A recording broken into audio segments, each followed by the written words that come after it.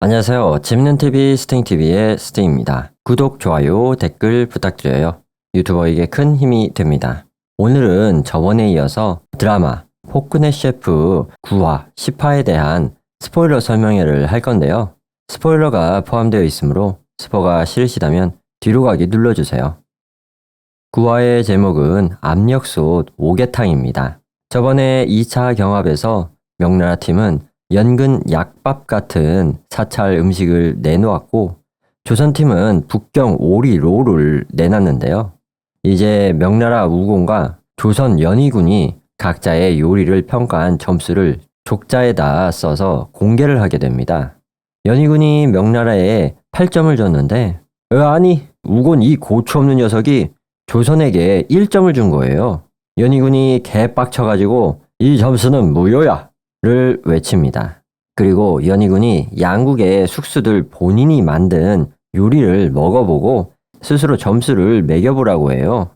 자기 점수를 자기가 주는 거죠. 그래서 연지영과 당백룡이 자신의 음식을 먹어보는데 둘 다 자신의 점수를 매길 수가 없다는 거예요. 결과적으로 또다시 무승부가 나게 됩니다. 이제 저녁에 연희군이 연지영을 불러서 내가 국가 중대사를 이런 경합에 걸었다는 게 경솔했고 너를 너무 힘들게 해서 미안하다고 말해요. 그래서 자신이 명나라에게 숙이고 이 경합을 무효로 하겠다고 하니까 연지영이 조선의 뜨거운 맛을 보여주겠다면서 계속 하겠다고 씩씩하게 대답합니다. 그렇게 웃으면서 끝나려고 하는데 그때 차를 서로 마시고 있었거든요. 연지영이 압력솥을 지키려다 손을 다쳐서 차를 쏟게 됩니다. 그걸 보고 연희군이 화들짝 놀래서 연지영의 손을 어루만지면서 네가 아프면 나도 아프다를 시전합니다.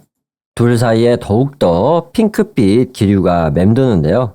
아무튼 연지영은 궁중 어의의 도움으로 손이 많이 좋아지고 이제 마지막 3차 경합을 하게 되는데요. 이 경합의 주제는 인삼이 들어간 탕요리입니다.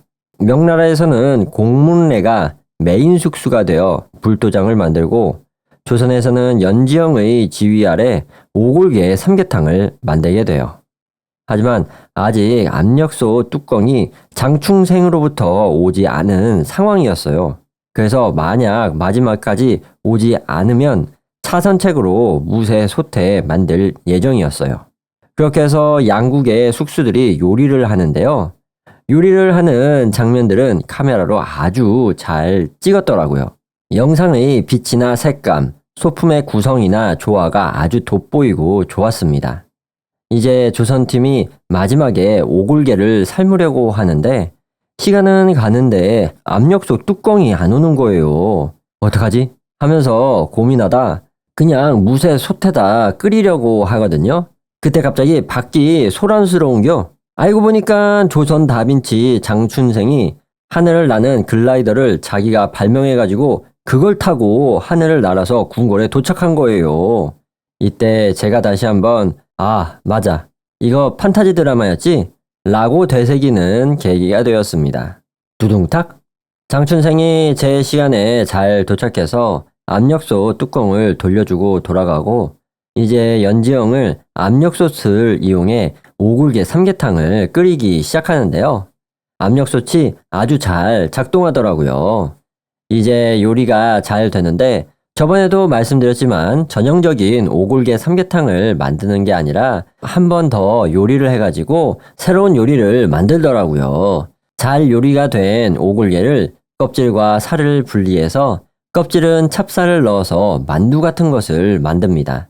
잘게 다져진 속살을 곰보 버섯에 넣고 접시에다가 갖은 플레이팅을 곁들이면서 마지막에는 원형의 누룽지를 올려주는데 이거는 하나의 예술품인 거예요. 마지막으로 명나라는 불도장, 조선은 오골계 삼계탕을 대접하게 되는데요. 먼저 오골계 삼계탕부터 먹게 됩니다. 오골계 삼계탕이 입에 들어가는 순간 아니 이건 황금 봉황이 날아다니는 환상을 보게 됩니다. 개 맛있어가지고 다들 사흘 굶은 그지마냥 허겁지겁 흡입을 하기 시작하는 거예요. 이번엔 명나라 숙수 공문래가 만든 불도장을 먹게 되는데요. 영상으로 보는데 이것도 엄청 맛있어 보였거든요. 아니나 다를까 굴도장을 한 입 먹는 순간 우주에서 빅뱅이 터지면서 요리 재료들이 막 터져서 날아가는데 제 생각엔 공문래가 가장 강한 상대인 것 같아요. 이제 상대방의 점수를 매기게 되는데 이번에는 양국의 숙수들이 상대방의 음식을 먹고 점수를 매기는 방식이었어요. 양국 3명의 숙수들이 각각 최대 10점씩 줄 수 있어서 최고 점수는 30점인 거죠. 이제 양쪽의 음식을 바꿔서 먹게 되는데 근데 이상하게 공문래가 먹지 못하는 거예요. 알고 보니까 거식증 환자였던 거죠. 말이 안 되는 상황 같지만 공문래가 최고의 맛을 찾다가 예전 할머니가 끓여주신 잡탕을 먹어보고 감동을 해가지고 그 맛을 내기 위해 노력을 했는데 결국에는 그 맛을 못 만들고 요리의 최고의 경지까지 간 거예요. 너무 그 스트레스를 받으니까 음식을 맛보지 않고도 최고의 맛이 나올 정도로 달인이 된 후에 거식증이 걸려버린 거죠. 그래서 점수를 줄 수가 없는 거예요. 그러면 공문래는 0점이니까 나머지 숙수들에게 만점을 받아도 20점밖에 안 되는 거예요. 그러면 패배잖아. 야, 이거 어떡하냐? 하고 있는데 우리 천재 연지영이 깔끔하게 완성된 요리가 아닌 우리가 밥 잘 안 먹는 미취학 어린이들한테 엄마가 밥 먹이듯이 삼계탕 국물에 고기도 찢어서 넣어주고 양념도 풀고 밥도 말아서 그런 식으로 헤집어 놓으면 음식을 거부하는 느낌이 사라진다는 거예요. 그래서 그렇게 꿀꿀이죽처럼 해서 줬는데 공문래가 진짜 멈칫멈칫 하면서 한술 뜨기 시작하는겨. 그러면서 과거 할머니가 해주신 그 전설의 잡탕을 먹던 회상신이 플레이가 되고 공문래가 온몸을 덜덜덜덜덜 떨면서 눈물 콧물 질질 짜고 실성한 사람처럼 으하하하하하하 웃어 제끼면서 감동스러운 대사를 읊어준 후 내가 졌다 슈미야를 선언합니다. 그래서 점수는요. 명나라 27점 대 조선 28점으로 조선팀의 승리입니다. 그래서 잘 해결되나 싶었는데 갑자기 우곤 이 고추 없는 녀석이 돌아가는 답례품으로 연지영을 데려가겠다는 거예요. 이게 말이야 방구야.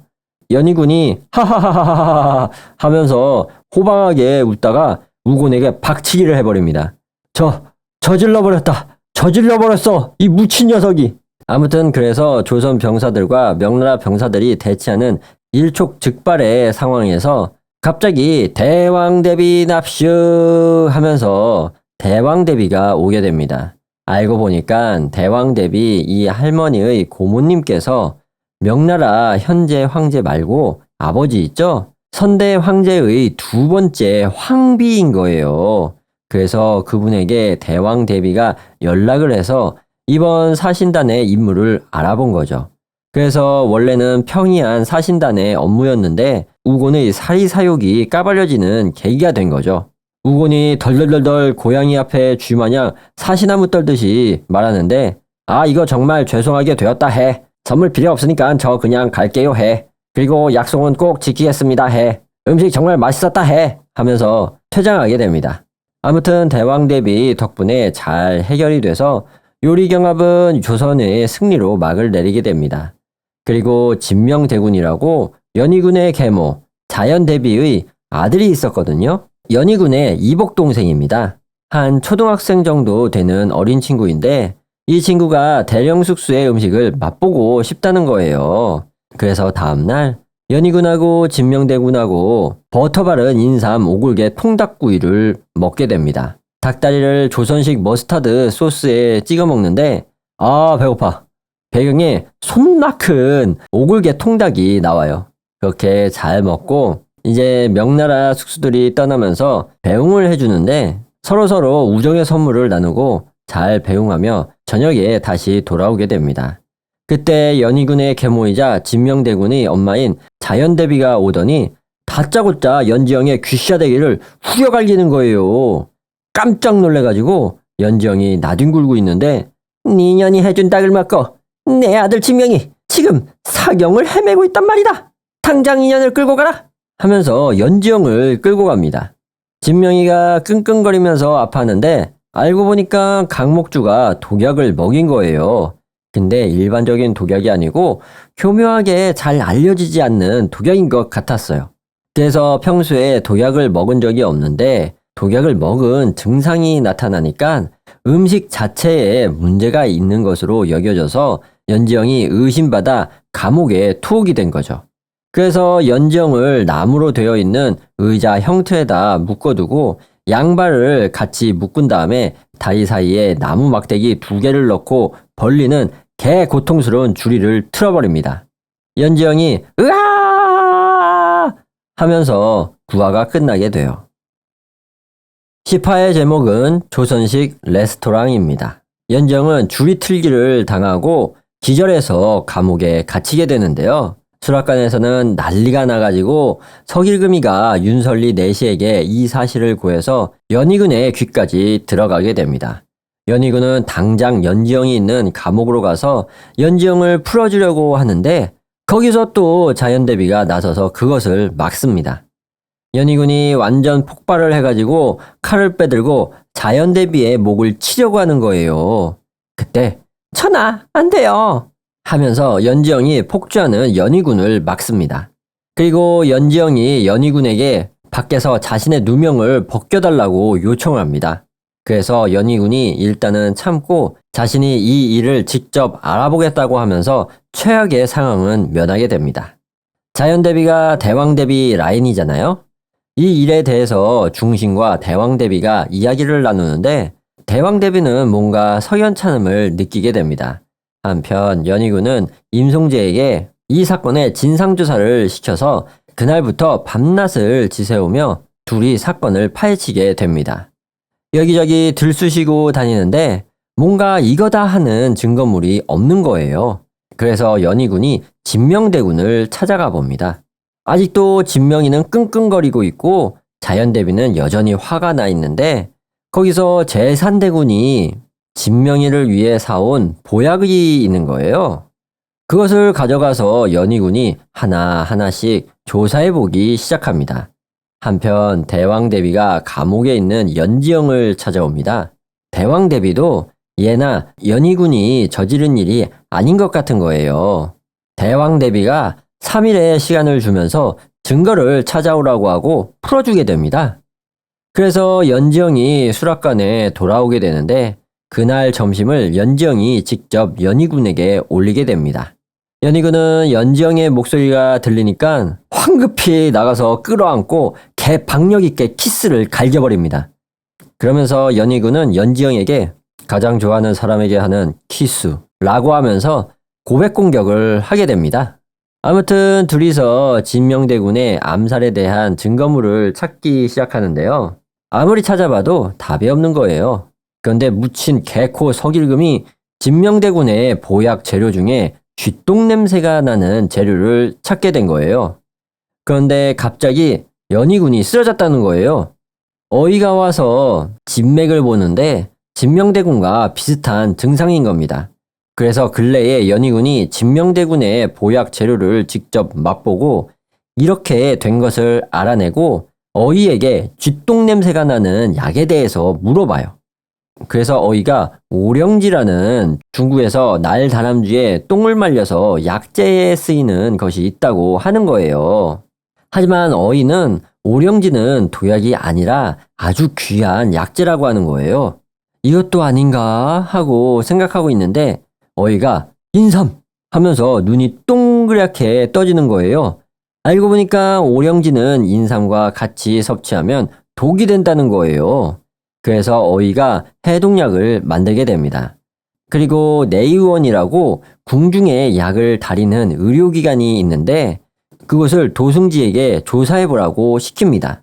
내의원에 가보니까 어여분이라는 내의녀가 약재를 담당했는데 며칠 전부터 안 보인다는 거예요. 그래서 집을 급습을 했는데 이미 야반도주한 후였던 거예요. 닌자광대 공길이가 사방에 사람들을 뿌려서 도망간 의녀를 찾아보게 됩니다. 한편 강목주는 점점 수사망이 좁혀오니까 자신의 오른팔 감찰상궁 추월이를 부릅니다. 이 추월이는 저번에 석일금을 죽이려고 했고 옛날 공길의 누이를 죽였다는 의심을 받고 있는 무서운 궁녀였는데요. 강목주는 그 추월이에게 도망간 내의녀를 처리하라고 명령합니다. 그래서 추월이가 어느 날 야심한 밤 산속에서 도망쳐 숨어있던 내의녀를 부르게 됩니다. 그리고 거기서 추월이가 넥슬라이스로 내의녀를 기절시키고 비녀칼을 꺼내서 죽이려고 하는데 돌을 던져서 비녀칼을 떨어뜨리는 자가 있었으니 바로 닌자광대 공길. 그렇게 해서 닌자광대 공길과 블랙 위도우 추월이 한판 붙게 되는데요. 아니 추월이가 손나 쌉고수였던겨. 손나 잘 써. 둘이 합을 주고받으면서 호각으로 붙는데 추월이가 이 정도로 잘 싸울 줄은 몰라서 이거대로 반전이라 재밌더라고요.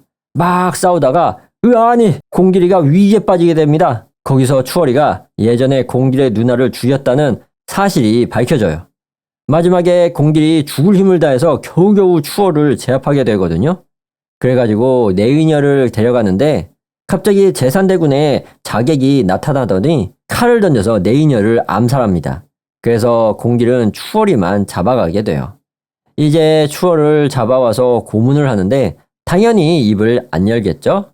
하지만 이 사람은 강목주 옆에서 모든 일을 도맡아 하던 사람이라 입을 열지 않아도 강목주라는 걸 알겠죠? 그래서 연희군이 강목주를 찾아가서 따지는데 하지만 증거가 없으니까 강목주가 증거를 가져오라고 버티는 거예요. 어쩔 수 없이 물러가게 되는데 이제 오령지를 다스리는 해독제가 만들어져서 해독제를 가지고 직접 연희군하고 어이하고 연지영이 진명대군에게 가게 됩니다. 그래서 진명대군에게 먹이는데 갑자기 경기를 일으키고 막 토하는겨. 원인이 근래에 진명대군이 아파서 제대로 못 먹어서 그렇다는 거예요. 저혈당 쇼크가 온 거예요. 한마디로 영양실조가 왔으니까 고농축에 영양식을 드리면 된다는 거예요. 그래서 우리 천재 연지영이 기력을 회복할 음식을 만들어 온다고 수락관에 가게 됩니다. 거기서 만들어 오는 게 레스토랑이라는 요리입니다. 저는 거기서 레스토랑? 뭐요? 음식점을 여겼다는 소린겨? 라고 생각했지만 프랑스어로 회복시킨다인 레스토레에서 유래된 보양식이라고 합니다. 완성된 것을 보니까 죽 같은 종류더라고요. 그래서 진명대군에게 먹이게 되는데 놀랍게도 한 숟갈 딱 들어가니까 경기를 일으키던 애가 차분해지면서 눈을 뜨게 됩니다. 원래 저혈당 쇼크가 이렇게 빨리 회복되는 거였어요? 라고 생각했다가 이 드라마가 판타지 드라마라는 것이 떠오르면서 생각하는 것을 멈췄습니다. 그렇게 해서 연지영이 누명도 벗고 진명대군도 회복하게 됩니다. 그날 밤 강목주가 몰래 추월이의 감옥에 찾아와서 자신의 신복이었던 추월이를 자신의 손으로 죽이고 스스로 목숨을 끊은 것처럼 위장을 합니다. 근데 나름 강목주는 추월의 죽음을 진심으로 슬퍼하는 것 같더라고요. 그건 진짜 눈물이었어요. 반대편 제산대군 자택에서는 제산대군파가 모여서 뭔가 일을 꾸미는데 이장균이라고 예전에 연희군의 명을 받고 연희군의 엄마가 쫓겨났던 사건을 기록한 기록지를 찾고 있던 사람이 있었거든요.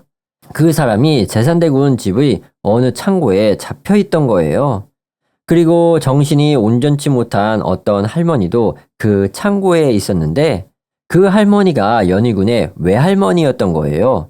그 할머니가 무슨 인형을 들고 있었는데 그 인형 안에는 예전 연희군의 엄마가 죽을 때 그때 흘렸던 피가 묻은 옷 조가리가 들어있다는 겁니다. 그러면서 제산대군과 그 일당들이 실실 쪼개는데 아무래도 연희군의 트라우마가 되는 것들을 세상 밖으로 확 밝히면서 연희군을 미쳐버리게 만드는 수작이 아닌가 하는 의심이 듭니다. 다시 연지영과 연희군으로 돌아가서 연희군이 연지영이 그동안 고생했다고 손수 연지영 앞에서 처용모를 추면서 재롱잔치를 벌여줍니다. 그러면서 달빛도 함께 구경하고 둘이 오붓한 시간을 갖게 되는데요. 거기서 연희군이 연지영의 손가락에 옥반지를 끼워주면서 나의 반려가 되면 아침마다 손수 비빔밥을 만들어주마 라고 프로포즈를 박아버려요. 그리고 바로 키수를 갈겨버립니다. 그러면서 10화가 끝나게 됩니다. 다들 열심히 찍었는데요. 이번에는 추월이하고 공길의 액션씬이 정말 인상 깊었습니다. 두 배우분의 연기가 멋있었어요. 드라마가 너무 재밌습니다. 여러분들도 시간 나실 때 꼭 한번 보세요. 그럼 전 여기까지 봤으니까 드라마 폭군의 셰프 9, 10화 스포일러 설명회는 여기까지 하도록 하겠습니다. 구독, 좋아요, 댓글 부탁드려요. 유튜버에게 큰 힘이 됩니다.